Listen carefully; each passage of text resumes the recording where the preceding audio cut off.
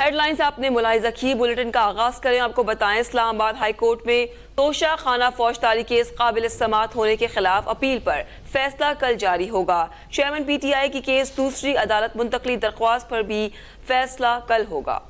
Chief justice عامر فاروق نے chairman P T I کی درخواستوں پر آج فیصلہ محفوظ کیا۔ عدالت نے فریقین کے دلائل کے بعد 8 درخواستوں پر فیصلہ محفوظ کیا۔ اس کیس کی مزید تفصیل حاصل کریں گے، رابطہ کیا اب تک کے نمائندے احمد فواد سے۔ جی احمد فواد۔ جی بالکل، دیکھیں اسلام آباد ہائی کورٹ میں چیئرمین پاکستان تحریک انصاف کی جانب سے توشہ خانہ فوجداری کیس میں مختلف درخواستیں جو ہیں وہ دائر کی تھی، جن میں ایک درخواست جو ان کی جانب سے دائر کی گئی تھی کہ کیس کو جو قابل سماعت قرار دیا گیا ہے، ٹرائل کورٹ کی جانب سے اس کے خلاف اپیل دائر کی گئی تھی۔ اس اپیل کے اوپر اسلام آباد ہائی کورٹ نے فیصلہ محفوظ کر لیا ہے۔ اس کے علاوہ چیئرمین پی ٹی آئی کی جانب سے دیگر کچھ درخواستیں بھی دی گئی تھیں، جن میں کیس کو کسی دوسری عدالت میں منتقل کرنے کے حوالے سے دوسری درخواست تھی، جبکہ ٹرائل روکنے کے لیے حکم امتناع کی درخواست جو تھی یہ بھی دائر کی گئی تھی، اور اس کے علاوہ ٹرائل کورٹ میں حق دفاع بحال کرنے کی درخواست کو قابل سماعت ہونے سے متعلق بھی جو درخواست تھی وہ بھی دائر کی گئی تھی۔ ان تمام درخواستوں کے اوپر اسلام آباد ہائی کورٹ کی جانب سے جو فیصلہ ہے وہ محفوظ کر لیا گیا ہے، اور یہ فیصلہ اسلام آباد ہائی کورٹ کی جانب سے کل سنایا جائے گا۔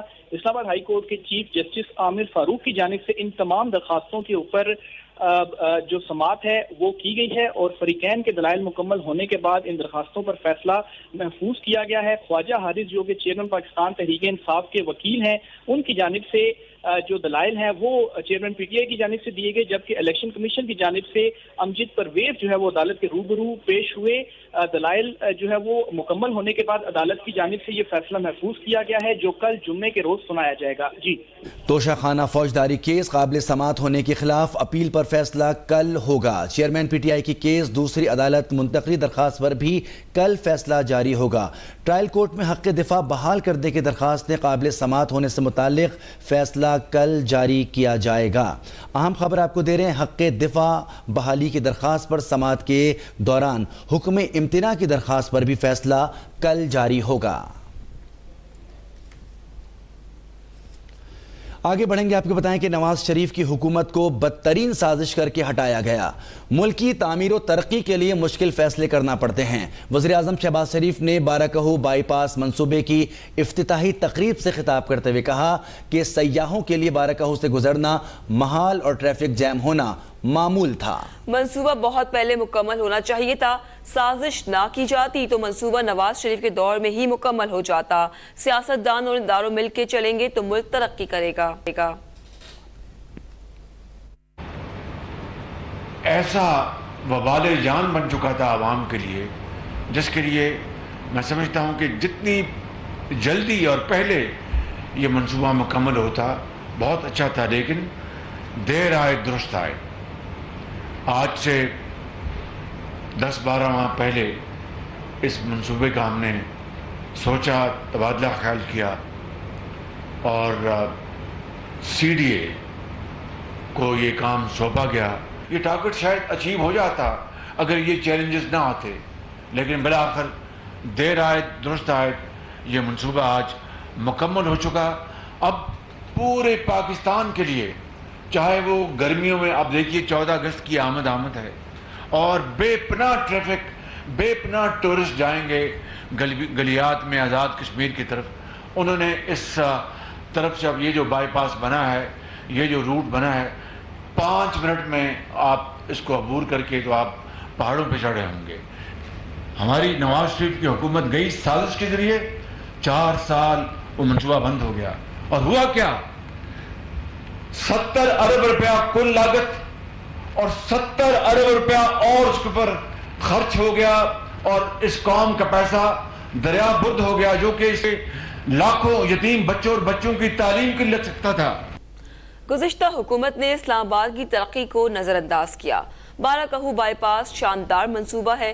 وفاقی وزیر اطلاعات مریم اورنگزیب کا تقریب سے خطاب، کہا موجودہ حکومت نے 15 ماہ کی قلیل مدت میں ملک کو بحران سے نکالا۔ وزیر اعظم نے دن رات ملک کے لیے ترقی کے لیے محنت کی۔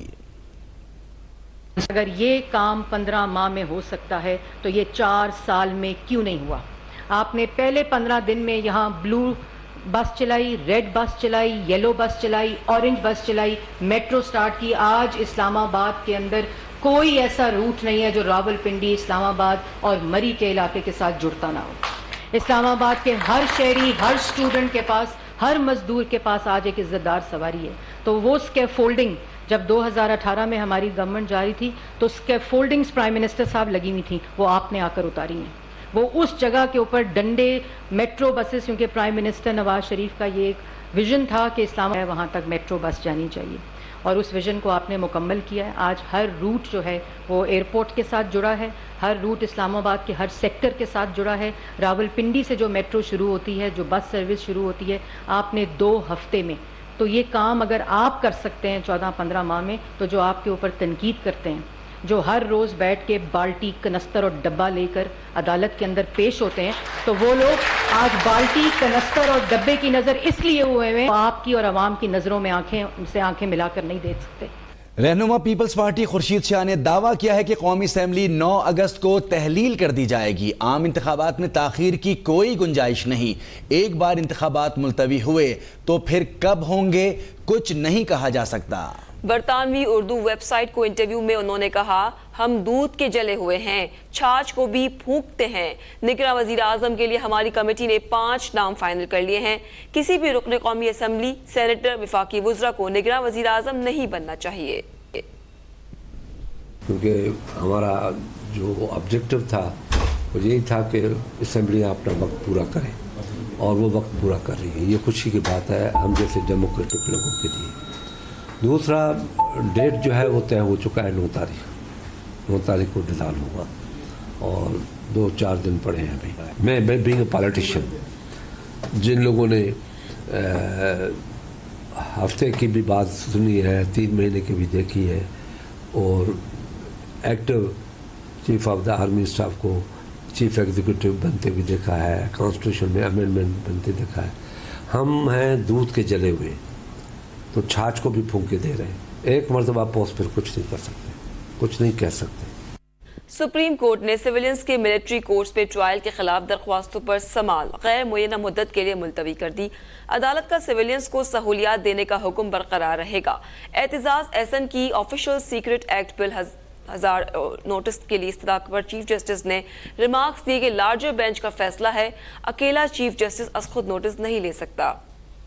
चीफ जस्टिस उमर अत्ताब बंदियाल की सरबराही में 6 रुकनी लार्जर बेंच ने सिविलियंस के मिलिट्री कोर्ट्स में ट्रायल के खिलाफ दरख्वास्तों की समाअत की। दौरान समाअत बैरिस्टर एतजाज एहसन ने ऑफिशियल सीक्रेट एक्ट के खिलाफ खुद नोटिस लेने की इस्तदा की, जिस पर चीफ जस्टिस ने रिमार्क्स दिए कि अभी ये बिल एक फोरम ने पास किया है, देखते हैं दूसरा फोरम क्या फैसला करता है। लार्जर बेंच का फैसला है, अकेला चीफ जस्टिस खुद नोटिस नहीं ले सकता। अटॉर्नी जनरल ने आज दलाइल देते हुए कहा कि मुलजिमान को ऑफिशियल सीक्रेट एक्ट के सेक्शन 2D1 के तहत चार्ज किया गया है। जस्टिस मुनीब अख्तर ने रिमार्क्स दिए कि यह तो सिविल नौयत के जराइम ही नहीं है, अगर आर्मी एक्ट के तहत चार्ज किए गए तो कोर्ट मार्शल होगा। अगर अदालती नज़ायर को देखा जाए तो ऑफिशियल सीक्रेट एक्ट की दफात गिरफ्तार अफराद पर नहीं लगती। चीफ जस्टिस ने रिमार्क्स दिए कि 21वीं तरमीम में वाज़ेह तौर पर कानून और आइन में दर्ज किया गया कि ये फौज के खिलाफ जंग करने वालों के लिए है। समझ नहीं आता कि दफाए पाकिस्तान के खिलाफ तो कवानीन मौजूद थे, फिर 21वीं तरमीम लाने की जरूरत क्यों पड़ी। चीफ जस्टिस ने अटॉर्नी जनरल को मुखातिब करते हुए कहा कि आइंदा समाज जब भी हो तो बताइएगा कि मतवाजी अदालती निजाम कैसे कायम हो सकता है। अपील का हक देना कानून साजी के जरिए ही मुमकिन है। कानून साजी के मामले में पार्लियामेंट ना जाने क्यों बहुत जल्दी में है। समाअत के दौरान चीफ जस्टिस ने रिमार्क्स दिए कि कुछ जजेस को सेहत के संगीन मसाइल हो सकते हैं, जबकि कुछ की छुट्टियां बेहद जरूरी हैं। 2 हफ्तों तक फौजी अदालतों के खिलाफ केस की समाअत मुमकिन नहीं। बाद अज़ां अदालत ने केस की समाअत गैर मुय्यना मुद्दत के लिए मुलतवी कर दी।